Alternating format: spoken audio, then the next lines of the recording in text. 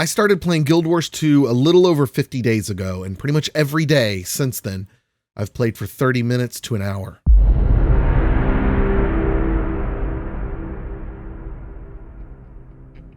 Let's begin by talking about my history with the Guild Wars franchise. I, like many people, when Guild Wars came out, we had never heard of an MMO that didn't have a subscription model. I wanted to play WoW. I wanted to play City of Heroes. Do y'all remember that? But my mom wasn't about to pay for a subscription fee, and I don't blame her. Back then, that was an absurd idea. And so I went in search of any free-to-play MMO that I could. I probably downloaded a lot of viruses in the process until finally one day, this little game called Guild Wars comes out. And it did what we didn't think was possible. We didn't think that it was possible to have a good MMO without paying $15 a month. I couldn't tell you how many hours I put into Guild Wars, quite a bit. I definitely had at least one character to max level. It was an Elementalist Necromancer. And by the way, if there's one thing I miss from Guild Wars 1, it's the dual class system. That was just... My problem though was I did a Necro as my secondary on all of my classes because I just kept raising up meat shields. It was just so satisfying. It went with everything.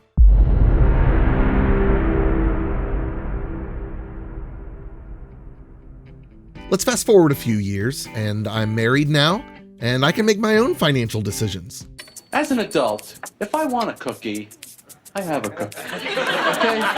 And of course, by saying I make my own financial decisions, I mean I ask my wife. So I asked my wife, hey, honey, could we fit a WoW subscription into our budget? And she agreed. So I started playing WoW. It was great. She started watching me and she was like, you know what? I think I might like this. So we got her a WoW subscription and we played off and on for a few years until finally just kind of lost our interest. But then Guild Wars 2 came out and I was like, well, there's not a subscription fee, so I don't feel like as obligated to like put a lot of time into it. And I tried it for a bit. I maybe got up to level 15 with a couple characters probably, but I didn't really connect with it. So I could just kind of stop playing it for a while. And by a while, I mean a while.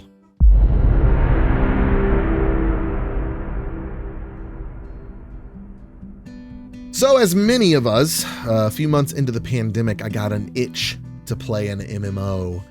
And it seems like a lot of people were getting back into it because YouTube was recommending me MMO videos constantly. I'm Josh Hayes, I love MMORPGs. I've spent my life playing the best the genre has to offer. So I renewed my WoW subscription for a few months and I enjoyed it. It was okay, but it kind of just like felt like something I'd already played before, which I guess I kind of had played it before, but I was playing new areas and new content and new classes, things that I'd never played before, but it just felt stale. It was around this time that a lot of people were jumping ship from WoW to Final Fantasy XIV, and I was like, okay, I can give this a try. So I downloaded Final Fantasy XIV, and it was great. It's really good. I read and heard some people saying that like it's essentially like a single player Final Fantasy game, which I've played a good number of Final Fantasy games. You're just doing it with other people around and you can do things as a group. And I was like, that's cool. But something about it just didn't grab me. And I think I know why. I think I'm just not. Okay, look, I hope this doesn't sound insulting. I'm not really up with the terminology and the culture and stuff, but like I'm very much not a weeb. Is that the right term? I don't know. Just something about the aesthetic of it and all the cat ears and it's not my vibe. It's not my vibe. But really though, my one complaint about Final Fantasy XIV is that I felt like it was slow in terms of moving me forward to new areas. Like I felt like I was doing quests in the same area over and over and over and over. And I'm like, I'm looking around going, I don't even know like where I'm supposed to go if I want to find a new area. And the game wasn't like pushing me that direction. So I wasn't like forcing myself to go. Anyways, I just got kind of bored with doing quests in the same general area. And I wanted to see new sites. Then I caught wind of an update from ArenaNet. I believe it was just a blog post, but it was announcing that they were bringing in some people who were formerly at ArenaNet and had left, but are now coming back as like project leads.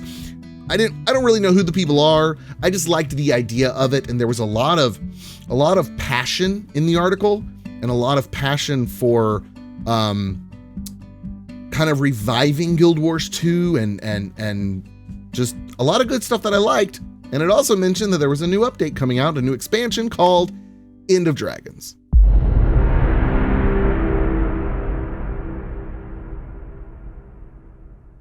All right, quick disclaimer before we actually like really dig into my thoughts on the new player experience for Guild Wars 2.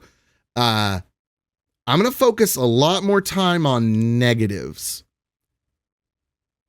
But that's only because constructive criticism is going to yield way better results. So let's just get it out of the way now. I love this game. I love this game.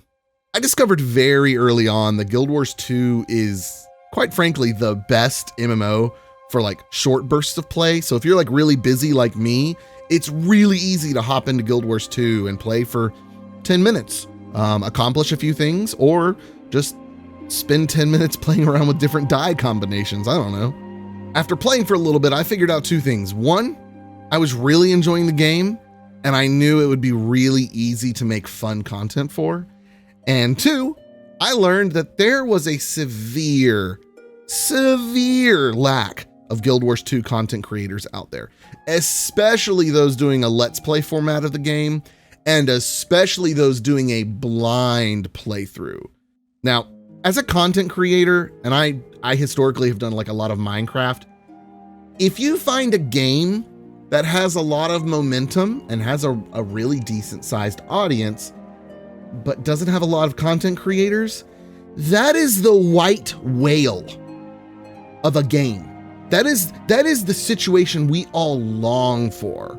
So I began my journey making videos of Guild Wars 2. And since I began, since I began writing this script, there's been a good few more channels that have popped up doing blind playthroughs, which is awesome. Some of them even started because of my playthrough, which I'm honored for that. I'm really glad to see Guild Wars 2 getting the attention it deserves, which is great. It's just going to help the momentum further. Side note, huge shout out to Gameolio Dan, who in my opinion has the greatest Guild Wars 2 Let's Play. And quite frankly, gonna be honest, he has the greatest MMO Let's Plays of any channel I've ever watched. Side note, playing this game as a new player, as a content creator, made my experience a good bit different than a normal new player's experience. I think by level 10, I had been gifted like 200 gold, more unidentified dies than any single player needs to have in their inventory at once.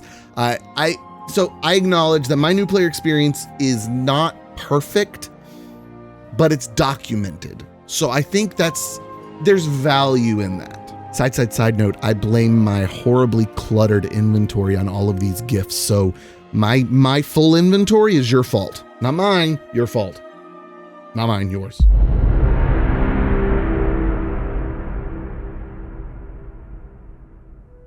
Okay, enough preamble. Let's talk about the game. Now, let's begin by discussing questing. I'm going to pay tribute to the brevity and efficiency of Guild Wars 2 quests by making this section as short and efficient as the questing experience in Guild Wars 2 is. Do the quest for the area you're in. If you want, go talk to the quest giver. If you want, do it now, do it later. Do it never. See a world event happening nearby? Go join in with fellow players and help complete the event. Or don't.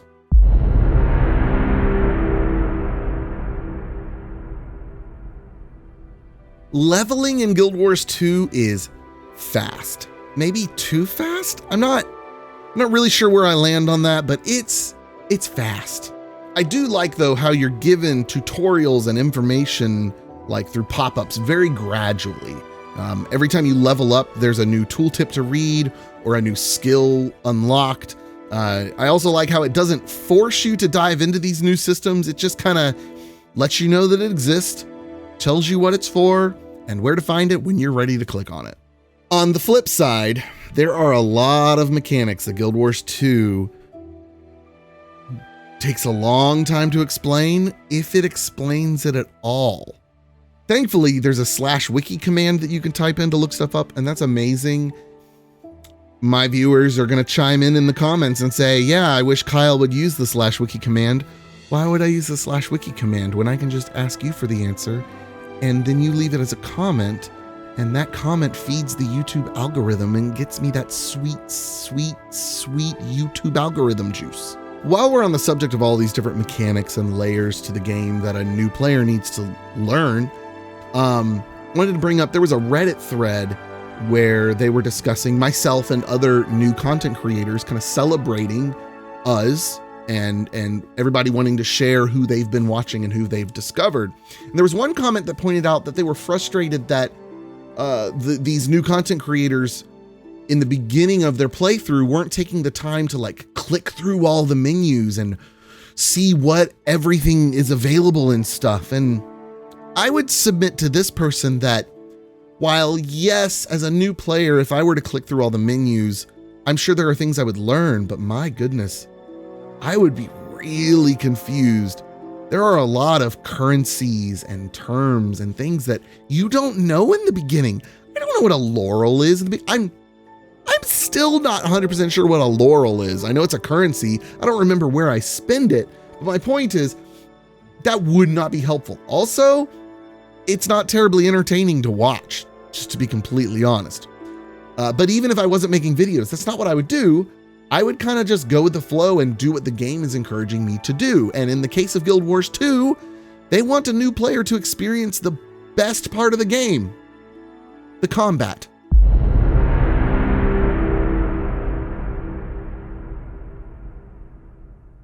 The combat in Guild Wars 2 is sublime, particularly with the action cam. I'm sure the default tab targeting system is technically better for a number of different reasons that I'm sure you're going to tell me in the comments, and it's better for certain classes or certain builds.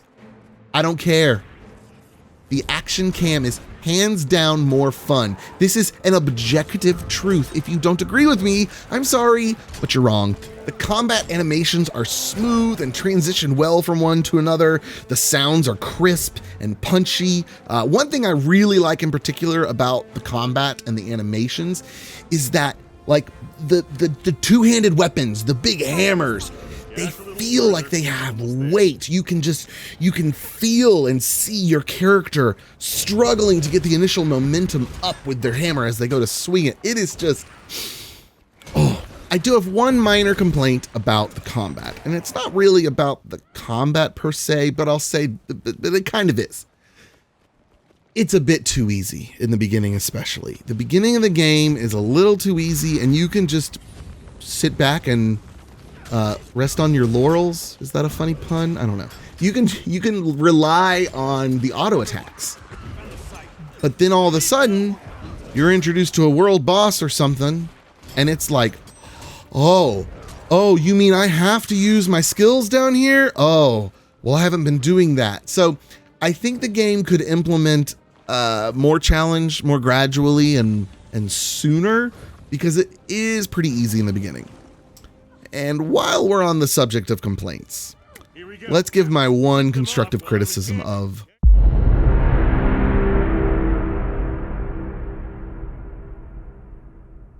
I do have one little complaint for the community, one constructive criticism for you, specifically in regards to how you help new players.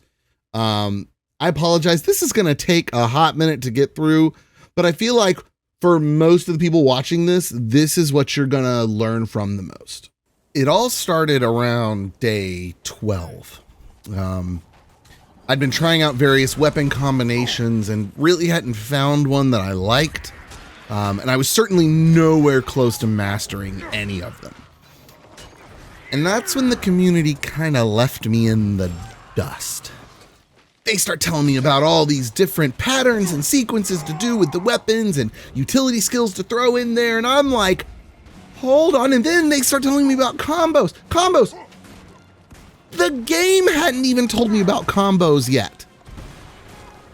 I'm still trying to figure out what weapon I like. And my audience is like, oh, do this, this, and this, and it'll do this. Oh, you should try this weapon. You should try this weapon combination. I'm like, whoa, whoa, whoa, whoa, whoa, whoa, whoa, whoa, whoa, slow down, slow down. I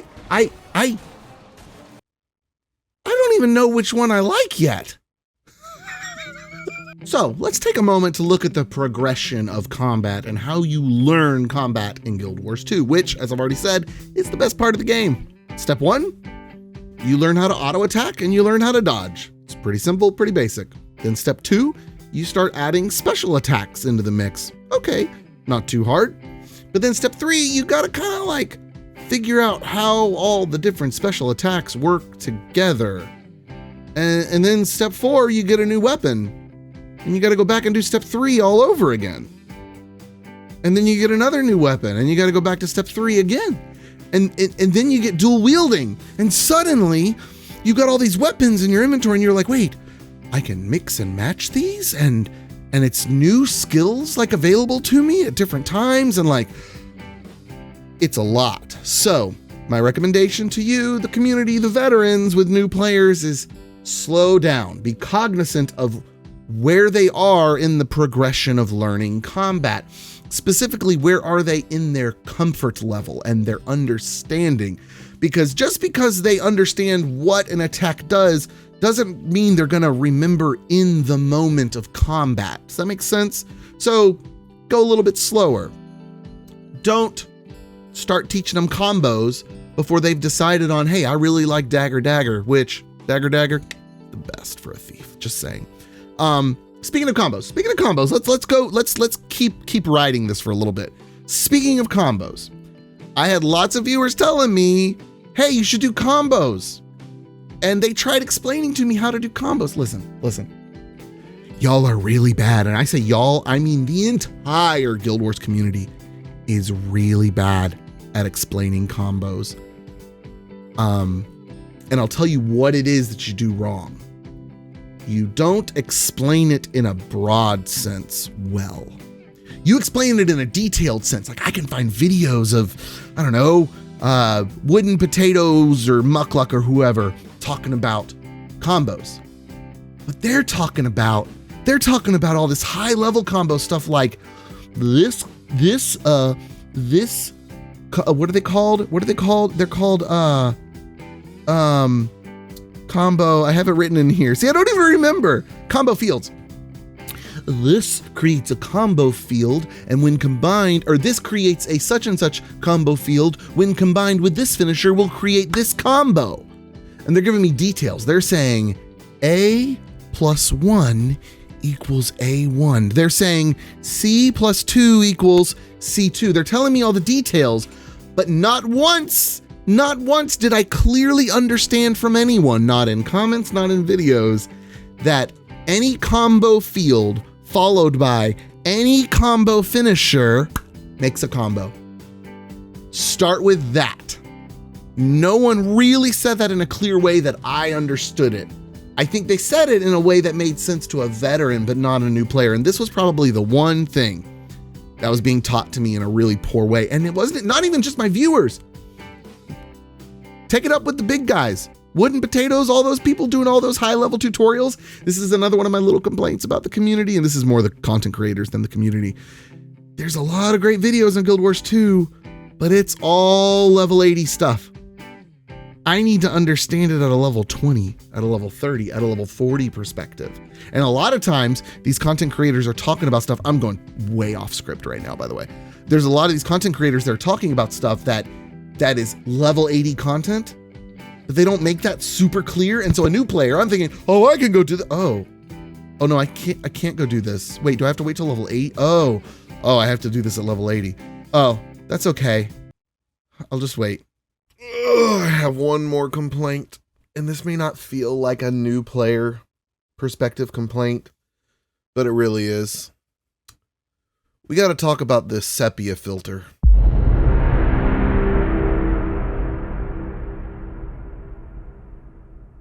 All right, I get it. At some points in the personal story and maybe the living world, I don't know. I haven't actually done any of that yet. At some point in the personal story, you reach a point in time where you must go into an instance of a place, say Lion's Arch. I understand that you must go into an instance of Lion's Arch that visually isn't up to date with the current visual look of Lion's Arch. I understand that there are things that have happened in the progression of the game that has caused visual changes. I understand that. I also understand that it is a nightmare for the developers, if not impossible for the developers, to go back and update all of these instances in the personal story that involve going to Lion's Arch in that older time period, or updating it for the newer time period. However, the sepia tone, the sepia filter that they put on is nothing but confusing. Because the problem is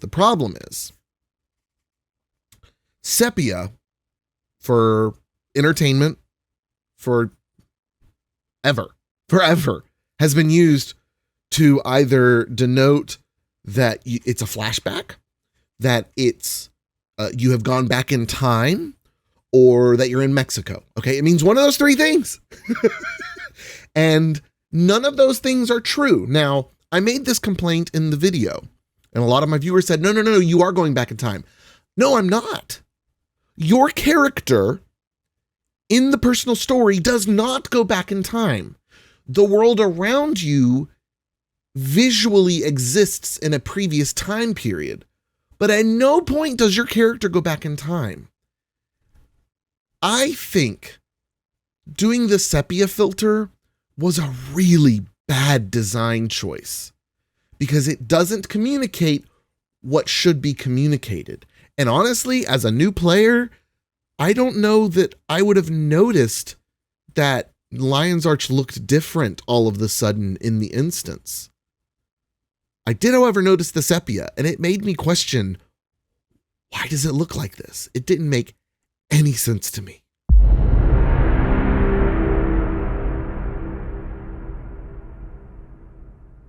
There are plenty of other things I could complain about from my first 50 days of Guild Wars 2, but here's the thing. None of them really matter. In fact, had I not been documenting this whole experience and doing it along with viewers who are commenting on YouTube, I wouldn't have been aware of half of the things that I could complain about. And I think that may be the best thing about Guild Wars 2. So much about the game is optional, even though you can still progress and have fun. Likewise, I could go on and on about how I really enjoy the crafting system, but it's really non-essential, so why should I point it out? The mounts, the platforming mini games, the random world events, and the big focus on exploration and the reward that you get from exploring are all things that I could talk about, but plenty of people have already done it, and they're great, but they're also they're optional. Guild Wars 2 is the first MMO I've played that from the very beginning, I felt like I had the freedom to play it however I wanted. Like as soon as you're done with like the very short like opening bit, you're free to go accomplish whatever you want. You will progress, you will level up, you will gain experience. Outside of story elements, there's no set path for you. And I suppose even the story elements are just as optional as anything else. And that's the thing with Guild Wars 2. In both a broad and narrow sense, you have freedom in any given play session. No matter the amount of time you have, there is fun to be had and things to accomplish. But then beyond that, in the bigger picture, the path you take to level 80 is gonna look different than anybody else's, and it can be done your own way. If you've made it this far into the video and you haven't played Guild Wars 2, just do yourself a favor. You can play a lot of it for free. Go download it. Just go try it. And if you've made it this far and you are a Guild Wars 2 player, let me know your thoughts. Do you disagree with anything I said? Let me know. Unless you're going to try and convince me that I did go back in time, don't do that. You're just wrong. Tell me, what were your favorite memories as a new player? What are you most excited about in End of Dragons for a new experience? And Why is it fishing? Thank you so much for watching, and I look forward to spending another 50 days with you in the game.